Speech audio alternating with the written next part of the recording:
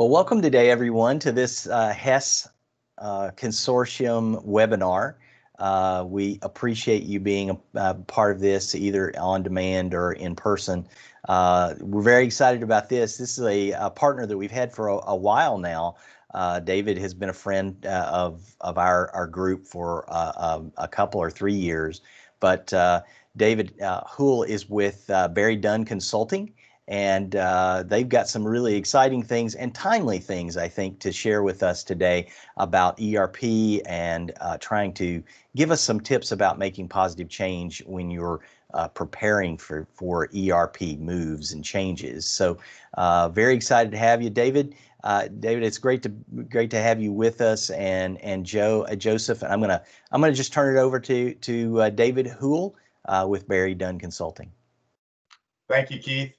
I'm going to bring up my screen now, and here we go. Okay, so Joe and I will give a little blurb about ourselves, but as the title states, so you want to overhaul your ERP and SIS, tips for making positive change.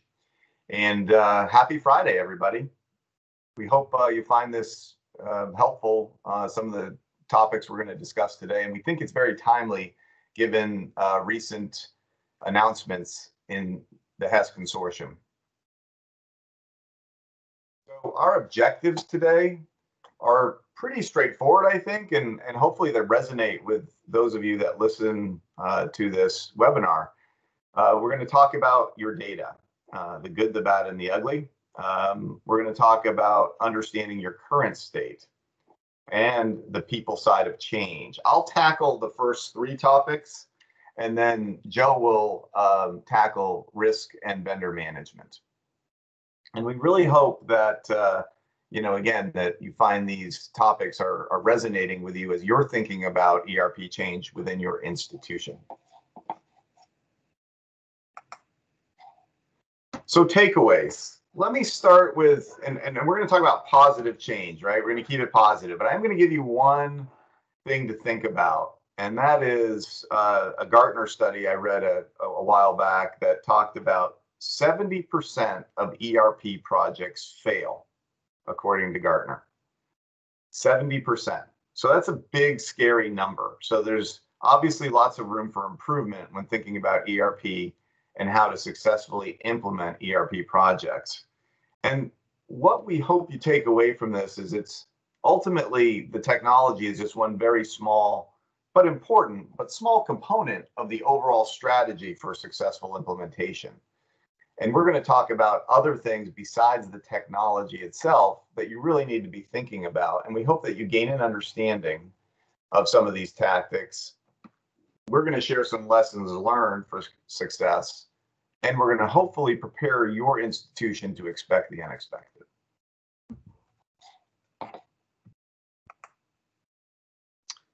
So real quick on us, I'll start and then Joe will chime in. So again, I'm Dave Houle, BerryDunn. I'm a senior manager. Been working at BerryDunn for close to 15, almost 16 years now. And in that time, I've focused the better part of my time on higher education, and now exclusively focus on higher education consultants. And really my focus is on, realizing positive change, whether that be process change, organizational change, or system change. And I'm currently working on several ERP projects in different stages. Some of those are in the assessment phase, some of those are in the implementation phase, and with multiple vendors too. So with that, I will turn it over to my colleague, Joe. Yeah, thanks, Dave. I'm Joe Traino. I'm also a senior manager with BerryDunn, and I am one of the higher ed team leaders located in Phoenix, the western part of the States, and I have more than 28 years of experience in technical consulting and CIO leadership roles.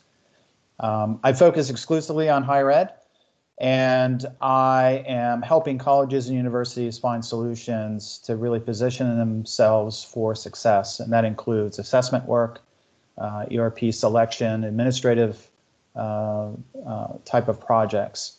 As Dave alluded to, these are the type of projects that really help spur positive change at these institutions. And so that's a core focus of ours. Next slide, Dave. So a little bit about BerryDunn. We're a national consulting firm. We're headquartered in Portland, Maine. We've been in business for over 47 years. We have worked with colleges, universities, and systems for the last 20 years with ERP consulting services, and that is a core area and a core focus of ours. We have no affiliation with hardware or software vendors. We're completely agnostic, and we have a successful track record, and we bring a mature methodology to our client work. Dave, next slide. Thanks, Joe. All right, so let's get into it. So we all know change is coming. And that change is coming in the cloud, most likely. Or it already has come in the cloud, but more of it's coming to the cloud, right? So what does that mean for your institution? And so what we've done is we thought about that in some high-level terms. First, there's focus. This change is going to, force each of your institutions to focus on systems and data, operations and processes, people and knowledge, and leadership and culture. And that's going to have a direct impact on several, if not all, facets of your institution from an operational standpoint. But we've carved out a few areas we think it'll be particularly important to be thinking about. So when you think about the impact that systems and data are going to have, it's really, there's a heavy focus on reporting and analytics. And I'm sure your institution, like most, are thinking about, how do I get better reporting? How do I not only have reporting that is lagging and giving me historical data, but how do I get proactive information? How do I look into my data to get real analytics that tell me where I'm going and where I'm headed, right? Operations and processes. Everyone is seeking more efficiency and effectiveness so they can better serve students, they can support faculty and staff, and also to make sure you're spending the right amount of money, but not too much spending on administrative overhead. And ultimately, you can't do any of that without appropriate investment in people and knowledge. And some of that will result in an increase in self-service functions. And that could be self-service for your students. It could be self-service for your employees. But it's also about training, because in order for self-service to be effective, folks need to have appropriate training. And then finally, and certainly not least, when you think about leadership and culture, I think about the old adage that culture eats strategy for lunch. So never, ever, when you're thinking about a project of this nature, underestimate the power of culture. And that requires both strategic thinking and appropriate planning. And so over the next few slides, we're going to give you some thoughts on that. We're not going to solve all of your questions or problems, but we'll definitely give you some food for thought. So why do institutions change ERP? And the reasons are many beyond this list, and these all, have a certain thematic, I think, consistency to them. But really, we're going to talk about more on another slide how this is demonstrated in a real world example. But you have an increasing demand on volume and complexity, right? You have more requirements, maybe more compliance needs that you're trying to manage, and more data requests for information. You have a current state that may not be sustainable. Either you're on a system that is no longer being supported or is being taken off support in the coming years. And you either have disparate systems or, as we mentioned, legacy systems. You have potentially gaps in data flow. So, you have data in many, many repositories, but how you bring that data together is likely a challenge if you're thinking about changing your ERP. And hand in hand with that lack of data flow is probably you have some integration challenges, right? Lack of integration amongst disparate systems. And these systems ultimately impede your ability to be accurate and efficient in managing operations. And then last but certainly not least is end users typically are frustrated when you're talking seriously about change. They're frustrated with the user interface. It's ugly, it's inflexible, it's outdated, you name it. So those are all typical institutional challenges. So how about some tips for positive change? And that's really what we're going to talk about. And we're going to walk you through some of these steps, and we'll be monitoring the chat, Joe, right? If anybody needs to chime in. So first of all, data. Data, I wrote a blog series about a year ago called Data is Not a Four-Letter Word. And it was intended to be a bit tongue-in-cheek, but it was also intended to be very serious about when you're thinking about ERP transformation. I really recommend that you think about a data strategy that goes hand in hand with that technology strategy. And it's because data ultimately is the one subject that everybody has an opinion on. It is many times seen in a departmental viewpoint and not an institutional vantage point.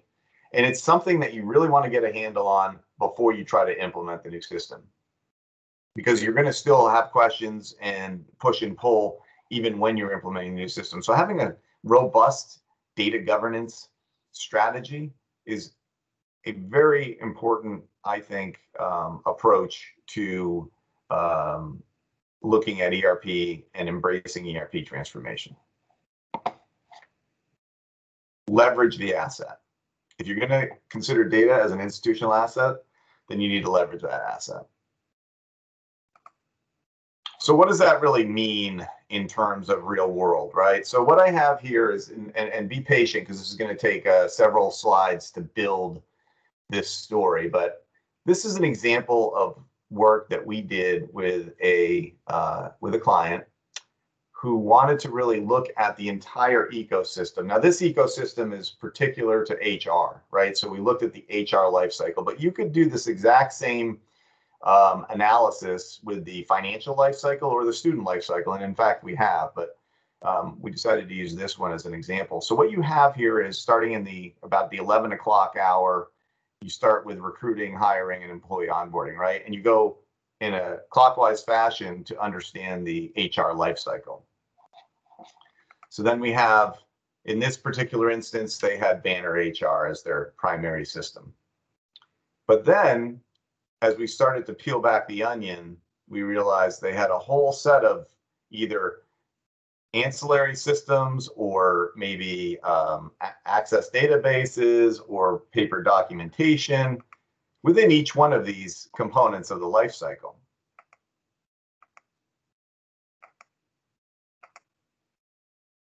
And pretty soon, that simple core system, that system of record, becomes very, very complex as you think about the real HR ecosystem, right? So as we mentioned on the prior slide, some of the things to think about: gaps in data flow. So one of the things you want to do in preparing for change is understand where those gaps exist. Where are the pain points in how data does or does not flow across your organization?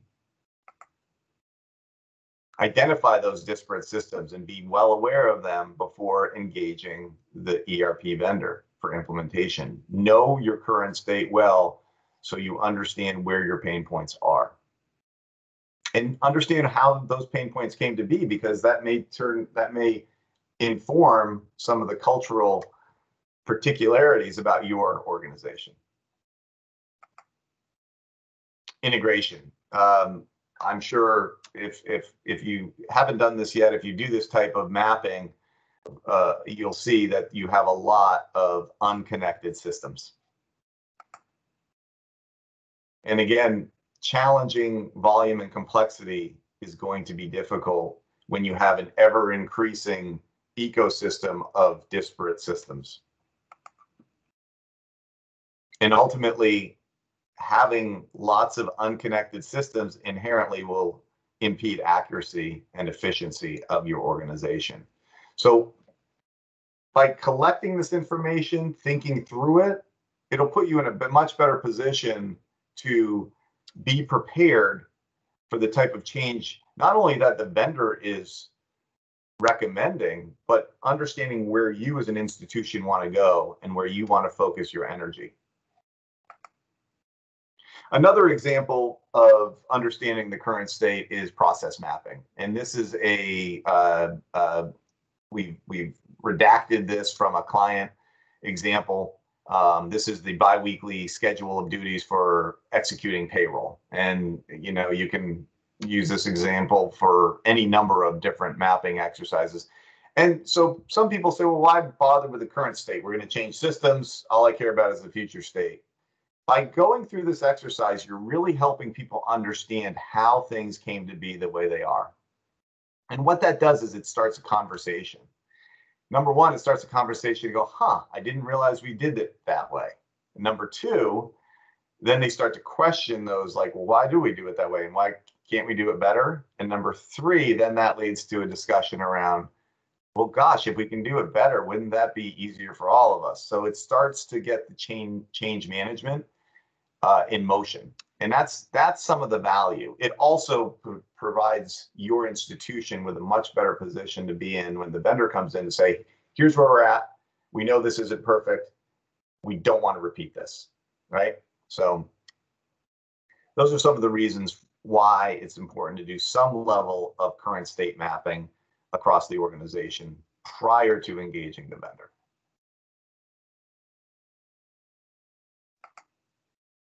So I mentioned change. Now we're going to shift gears a little bit. We talked about data. We talked about process, know your processes, know the current state. Now we're going to talk about the people side of change.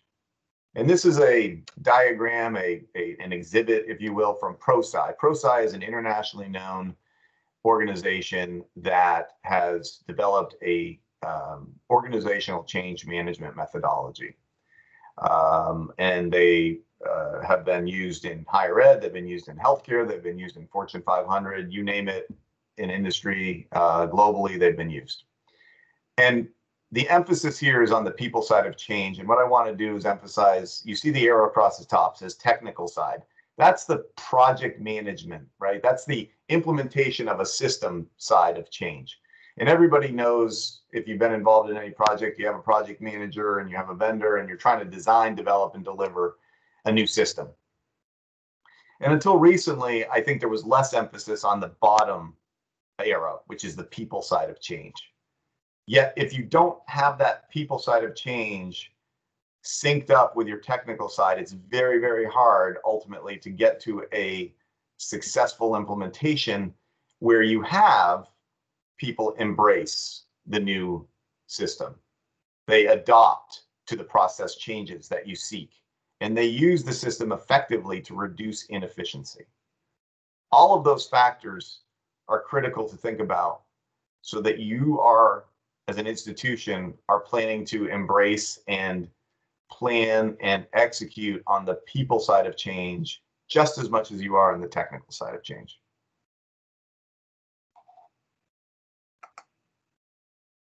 So what does that mean for ProSci? I mentioned ProSci, the organization. ADKAR is the model. Many of you are probably familiar with this, but ADKAR stands for awareness, desire, knowledge, ability, reinforcement. And really what it is it's a 5-step process to realize change at the individual level. So you need to first go through awareness before you can get to desire. So it is sequential. You don't jump from one awareness and then jump to ability and skip components. And I mention that because there is a structured approach to change management in this model. And that's something that's been lacking sometimes in past efforts to realize people change, right? And I think that's why we like ADKAR so much, is because it does provide a very structured approach to people change management.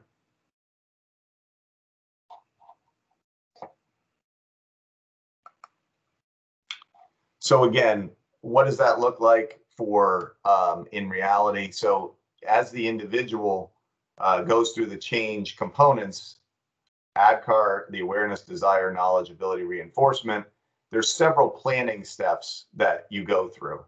And again, the ProSci methodology has these laid out. It gives you templates, it gives you direction. It still takes a lot of work. It's not all there. It's not just paint by numbers. And each institution and organization needs to embrace it in their own way. But it's a great template to start with. And it provides a lot of information from which you can benefit as you try to realize the people side of change. I think, one more slide, Joe, and then we'll be turning it over to you. So understanding people side of change is not just about going through a methodology. You need to have a two-way communication and a consistent two-way communication. So when thinking about stakeholder engagement, it's important to track that engagement. So what we've done here is demonstrated using survey tools. This is from another client example where the ADKAR model can be deployed effectively and to track that level of engagement, and also to understand where an individual may be on the ADKAR continuum. So in the ADKAR model, you start, you have to achieve a 4 out of 5 score to move on to the next phase. So as you see, starting on the left side, the awareness side, this person is already at a 4 or above. So they're ready to move on to desire. And in this case, their desire level is such that they're ready to move on to knowledge. Awareness, you know, being kind of the broad spectrum of executive ownership, awareness of the project at a strategic level, desire being the what's in it for me, and knowledge being the, okay, so what am I actually doing here? What is my training? Where do I fit in? So as you see on this example, the knowledge is still below a 4. So this is, again, a very tangible way to track people change in a large, complex project, which ERP is.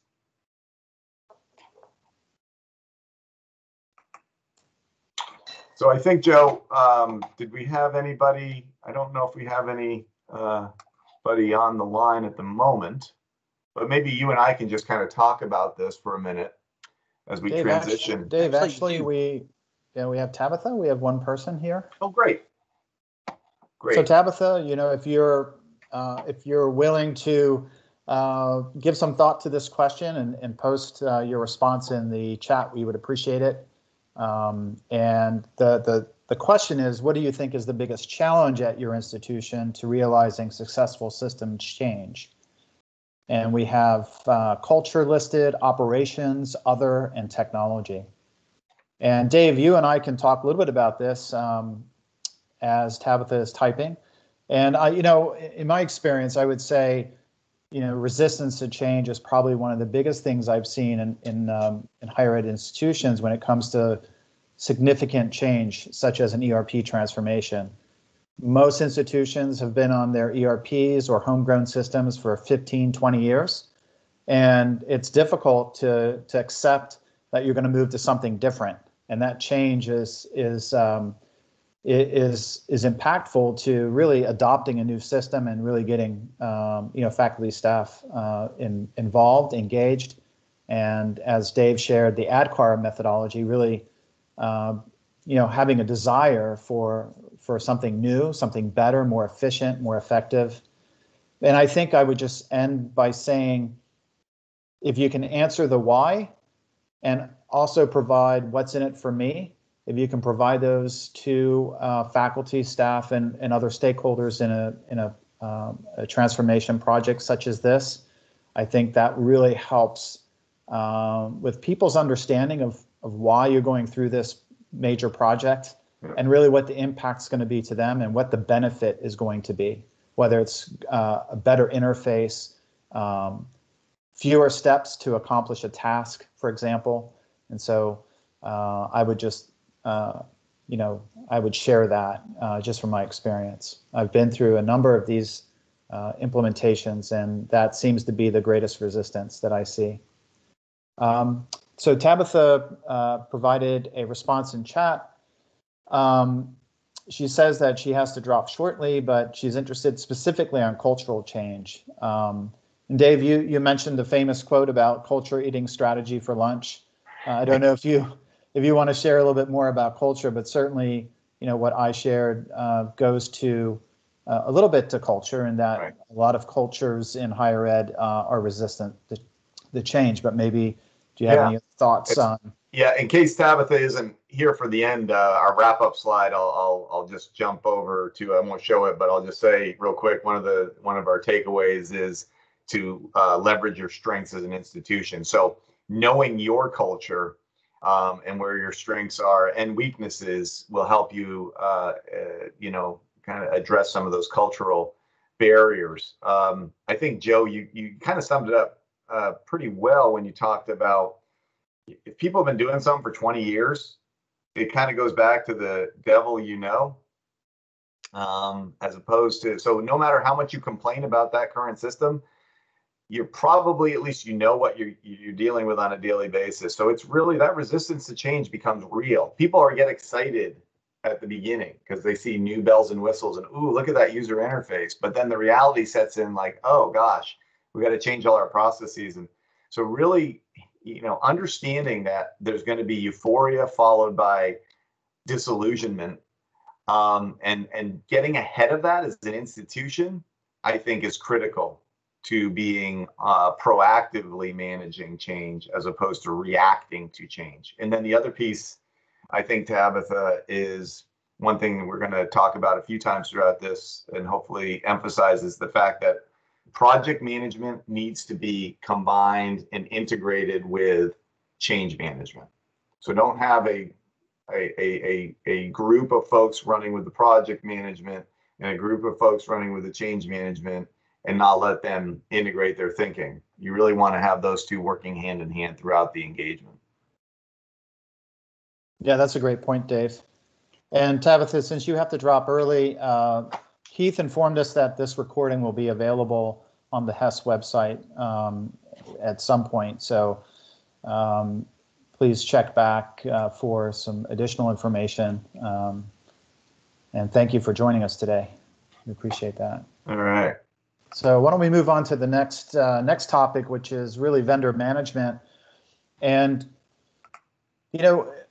think about embarking on an ERP transformation. The size of a project such as this really requires a number of different stakeholders to be involved, and certainly vendors are part of that. And in order to really have a good, successful project in transforming your ERP, you need to build trust across the vendor spectrum. And I say spectrum because there's perhaps many vendors that you will be engaged in an ERP transformation project, and we'll get into that in a later slide. But I want to just spend a little bit of time talking about how do you build trust and why that's important. And trust certainly is a key piece to understanding each other and having good, good understanding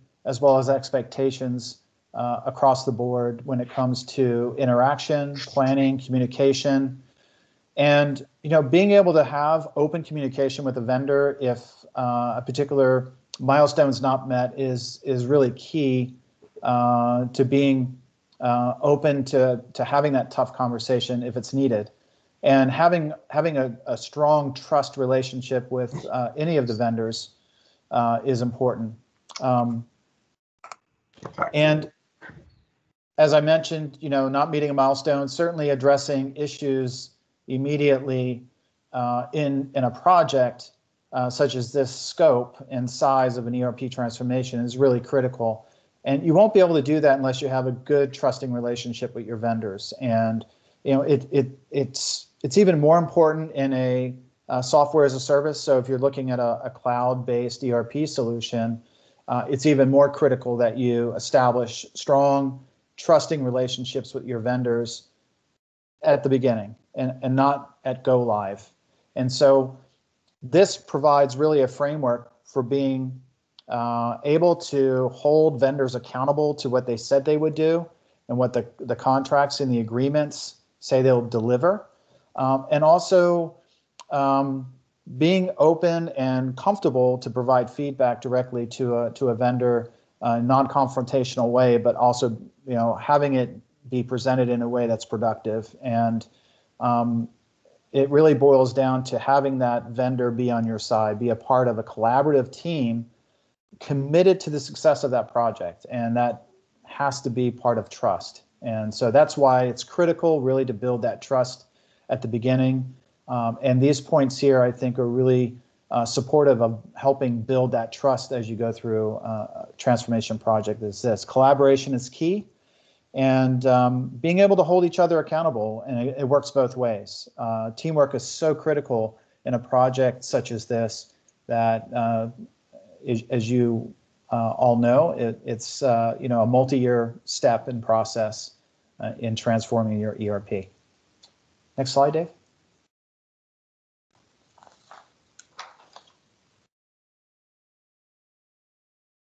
So the next slide speaks to how do you manage vendors in a productive and collaborative way, and we have a strategy here that we feel is a good approach to managing vendor relationships, and it's a very I think a very direct and easy way to remember how to really establish good communication and building trust and building a vendor relationship. And there's 4 steps here. Really, the first is identifying and understanding your contracts and agreements, and understanding everyone's roles and responsibilities as it relates to the project. And so we'll speak a little bit more about roles and responsibilities at a later slide, but just keep in mind that everyone in the project is going to have a role and responsibility, and it's important that everyone understand what theirs is and what the expectations are for deliverables, for communication, planning, and so forth. The second step really is managing those relationships throughout the entire project. It's not a one and done. It's actually throughout the entire project.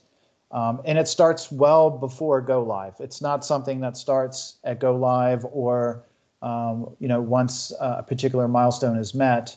It starts at the very beginning and it ends at the very end when it's completed.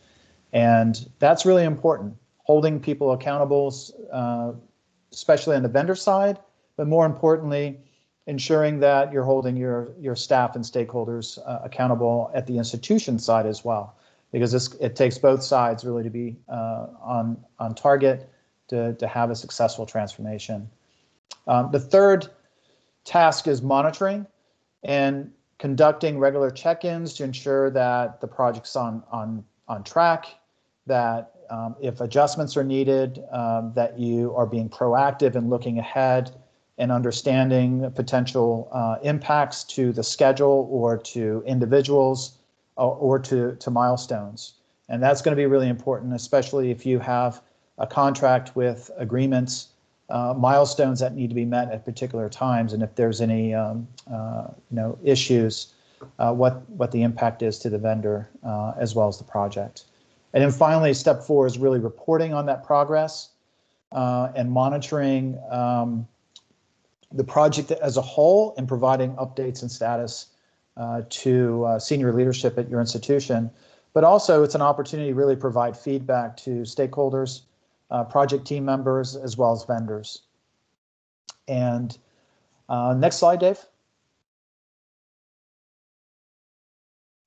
And part of that vendor management strategy is identifying and managing risk. And I want to talk about risk on the next 2 slides that really speak to the planning, as Dave mentioned. Expect the unexpectables, and there is a tremendous amount of risk in these type of projects on a variety of different levels that we'll get into a little bit more detailed. And managing risk is something that can be done in a proactive way, and we'll share a strategy to really address that in a proactive way. In this particular slide, I want to talk about really the four key areas of managing risk and reducing your risk as much as you can in a project at this size. And communication is really important in establishing good protocols to sharing information with vendors as well as with the project team and providing updates, but also being able to provide feedback on what's working well and what needs to change as you go through an implementation. That's really key, and really preparing for the inevitable. You will run into challenges as you go through a project over a multi-year timetable, and understanding what the potential risks are and really having mitigation strategies are really an area that will help manage that risk as much as possible. And planning for those contingencies and having a plan to really address any upcoming risks that you foresee, and really establishing realistic expectations as you look at the project in total. And having conversations about roles and responsibilities, setting those expectations that are realistic for everyone involved, and having that open dialogue and trust really to push back on things that you feel are not realistic. And that's really key. If you want to establish a good project plan to address the timetable that you have established, and you want to meet those goals and those milestones, it's going to be important that it's realistic. And setting those expectations at the front end of the project are really key to ensuring that. Dave, next slide.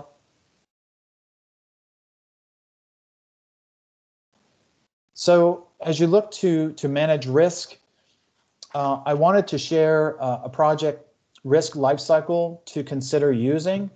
This is a good methodology for understanding how to manage risk in a proactive way. And this is a model that you can spend time with the leadership team and the core project team to really help identify the risks, documenting those, and analyzing those risks, and then providing mitigation strategies. And let me just walk through the 6 steps quickly. The first is identifying the risks that could potentially impact the project, and documenting those in a format that allows you to track, but also update and provide reporting capabilities throughout the project. Step 2 is analyzing the risks that you've identified in step 1. And step 3 is understanding what the impact and the likelihood of those risks will be. And that's really important as you establish mitigation strategies. You want to understand what risks need to be addressed and what risks are we willing to accept.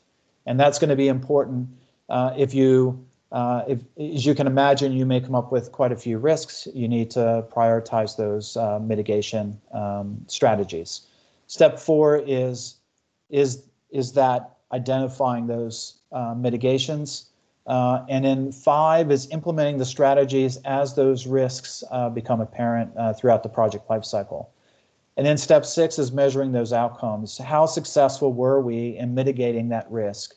And there's a couple different ways to do that. You can certainly measure and track your financial budget for the project, establishing a baseline at the beginning and having goals to keep the budget on track.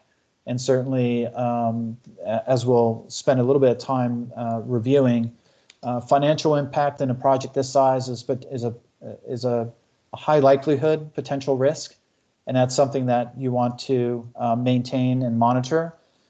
Timeframes is another area to really look at. Measuring outcomes is impacting the risk, impacting the ability to complete the project within the given timeframes. And so that's just a couple examples there. Next slide, Dave. As I mentioned, the likelihood and the impact of specific risks it's important to understand what the potential risk is from an impact and likelihood standpoint for the institution. And a way to do that is to use a risk matrix, as we have in this slide, to really help identify the risks that you will likely need to mitigate or address first, versus risks that don't have the significant impact or likelihood that are in green on the screen. And those can either be accepted risks or risks that you don't need to address right away, but it's something that you want to consider as you go through the project. And so just for an example, executive sponsorship is in the top right corner. It has a significant impact and a significant likelihood of having, I guess, an adverse effect on the project if you don't have executive sponsorship, or if executive sponsorship changes in the middle of an ERP transformation project. There will be an opportunity for that new executive sponsor to either be engaged, which would reduce the risk, or if it's someone who has other priorities and they have to shift their focus away from the ERP transformation project, that could potentially have an impact on the project itself. So that's just one example. Another example that has more of a moderate risk is project leadership change. A project, as you can imagine, of a few years could potentially have staffing, resource changes over that period of time. People leave, people take time off for maternity leave, for example, or paternity. And so you may have a change of a project manager or an important staff member who's on the technical side of the project. And if that occurs, that could potentially have an impact to timing on the project. You may need to have a ramp up time for a new resource to come online. And so that's just an example of a moderate. And those happen, but the impact is not as great as some of the others that are on that matrix. Dave, I don't know if there was anything that you wanted to really point out as an important piece of the risk matrix. I'll just pause there for a moment to see if you had anything to add. Thanks, Joe. Yeah, I mean, I think, as we were developing this and thinking about it, there's a lot of ways to track risk. I bet most folks that look at this say, yeah, I've seen this before. What they may not have seen, though, is, again, this is a future, we're looking a bit into the crystal ball, if you will, here to say, we know what the big issues are typically in a project of this nature. These are some of them we've listed here, and we know that if these things happen, the project can go south quickly. So the idea is, if you know these things in advance, then you can plan accordingly to mitigate those issues right before they happen.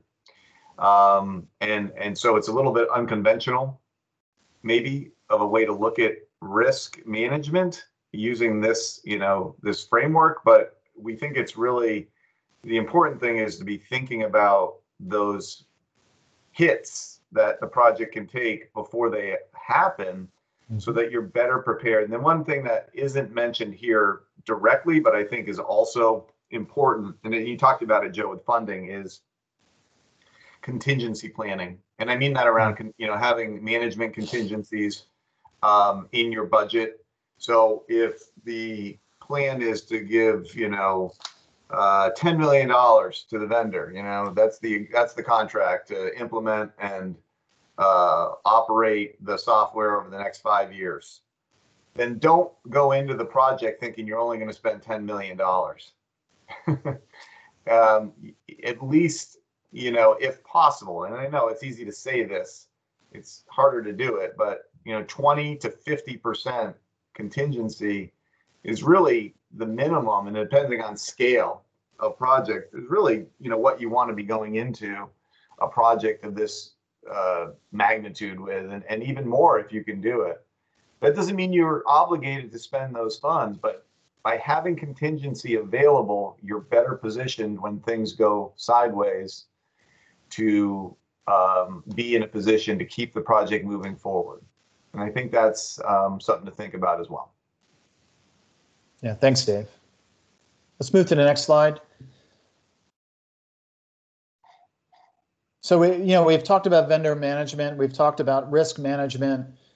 We feel that having some really good proactive project management tools in your toolkit is really part of the complete picture, and it's something that we just want to share a few tips on, providing some guidance on what we feel is really good proactive project management tips and techniques. So certainly the milestone-based SOW is something that Dave and I both feel very strongly about. When you enter into an agreement with a vendor to provide a service, such as as you go through an ERP transformation, and these could be a variety of different services that we'll talk a little bit about on the next slide. But it's important to really understand that there are very specific milestones that have to be met throughout the project lifecycle, and if there's penalties built in, what the timing is, that type of language really needs to be in a scope of work. Otherwise, you will have significant challenges with scope creep. You might have cost overruns, and so it's important really to establish those up front and to have it in writing. Vendor project site, including risk log, we touched on the risk, managing risk, and part of that really is having a way to document those risks and the mitigations. A vendor risk log is a great way to track it and to manage that as you go through your project lifecycle. The communication is critical, and establishing good collaboration tools, whether it's Teams, whether it's Slack for communication, for project team meetings, for even meetings with outside vendors. That's really important to establish a good cadence for those type of meetings and communications. The updates are critical in providing feedback to the core project team. And part of that really is reporting on status on an agreed upon cadence with senior leadership, and also getting reports from vendors. And ongoing stakeholder engagement is critical to the success of the project. As Dave talked about, ADKAR model, really having them engaged throughout the entire cycle is really key. Dave, next slide. So we've touched upon the roles and responsibility, the importance of really setting expectations, and I want to spend a little bit of time talking through the different types of roles and responsibilities that you may have in an ERP transformation project. And certainly the first is your institution, and within your institutions, you're going to have a variety of different individuals engaged and involved, starting with the sponsorship from executive leadership, whether that's the president, the chancellor, or a senior VP. And you're going to have technical teams, functional teams. You're going to have a project manager. You might have a change manager as well engaged, and everyone has a role and responsibility assigned to them throughout a project such as this. And so it's important that you establish good communication, that you establish an expectation of what everyone's role and responsibility is throughout the project and at different times of the project. Independent consultants, that second column from the left, is a group of consultants that you may have help with project management or oversight or advising services throughout a project such as this. And it's important really to understand what their role is in establishing their responsibility through this project. This is I think a good relationship to establish early in the process, and they can be an advocate for you going forward as you go through a multi-year project. The implementation vendor, the third column from the left, this vendor really is the one implementing the software solution, and they need to be in lockstep with certainly the software vendor and the project manager and any independent consultants that you may use. The implementation vendor is certainly charged with implementing the software, and there's a lot of planning that's involved, communication, and resources engaged in an implementation like this. Certainly in a software as a service or a cloud-based solution, there's nothing really tangible there, so it's important really to have good communication lines and supporting change management as you migrate from an older system to a new system. And then finally, the software vendor, they're providing the software, and it's important that what they said they would deliver is in fact what they're providing the implementation vendor to implement. And so, as you can imagine, it's important that everyone be on the same page, and managing the risks by using your consultants effectively, but you can't outsource accountability. And so that's really key. If there's one takeaway, it's really that, in that you have to hold these vendors accountable, and you have to hold your stakeholders and your team accountable as well. And that really will set you up for success in these type of projects. And it's important to establish clear expectations as you go through the planning process. Next slide, Dave. So that concludes our slides with the tips and techniques. We have a final question for the audience, and that is your institution planning an overhaul of your student information system, or ERP? Yes, no, currently underway, or already made the change in the past 3 years? And so, Dave, I thought maybe we could talk a little bit about what we've seen across the board. Certainly in the last year, things have slowed down due to COVID, but we're seeing a thawing, and there is a lot of interest in moving forward with these projects. And I think we're going to see more interest moving in this direction in higher ed. Yeah, Joe, I want to be cognizant of our time too. So we're pretty much, I think we need to wrap up. But again, as folks listen to this webinar, we'd be happy to talk more about this issue but we are seeing, I think there's been a lot of activity, a lot of interest in change over the past 5 years. The last year has put a pause for many folks. If they had something already underway, they've continued on with it. If they were already engaged and committed to a project, they've made every effort to keep that going. So, but we think, and again, Hess is a great example of that, things are starting to ramp back up very quickly. Keith, I did have a couple just real quick wrap-up slides. Should we show those real quick, or? Oh, that's fine. Yeah, go ahead. We've got a hard stop at 1, so Yep. Please do. Okay, let me just wrap those up in real quick time. Okay, so real quick, just to wrap up, ingredients for successful. Again, you need to document and communicate a shared vision. You need to have a defined set of roles and responsibilities early on the project. It may change, but the quicker you can come up with defining roles and responsibilities, the better that will be for your institution. Get your data house in order.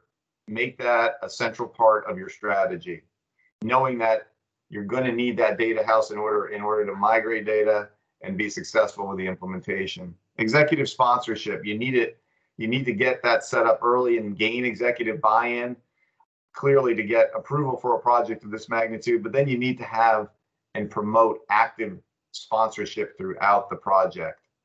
And then finally, integrate that project and change management strategy, meaning have the technical side of change and the people side of change working hand in hand. Lessons learned real quick. I love the Eisenhower quote, plans are useless, but planning is essential, right? Your plans are going to change, but you're better off having a plan, starting there, and then knowing you're going to have to edit, and the plan's going to be a living plan. Play to your strengths. This is what I mentioned earlier to Tabitha in the culture comment. Know who you are as an organization and where you're strong and where you're weak, and then prepare accordingly. And assume nothing. Assume nothing from yourself, from your vendors, and others. And then listen well. I know that sounds like a no-brainer, but active listening and then active engagement based on what you hear as a project leader will pay dividends. And then finally, be nimble first and flexible second. And what that means is you got plans, don't change your plan every 5 minutes and whenever a new request comes up. Have a structure, have a process, be quick to understand where people are coming from, and be flexible when you need to be flexible, but don't make a change every time the squeaky wheel speaks. I think that's the point of nimble first, flexible second. And with that, I turn it back over to you, Keith. Excellent. Thanks, Dave. This has been really, really good. Very, very insightful. And I thank you and Joseph so much for doing this for our members.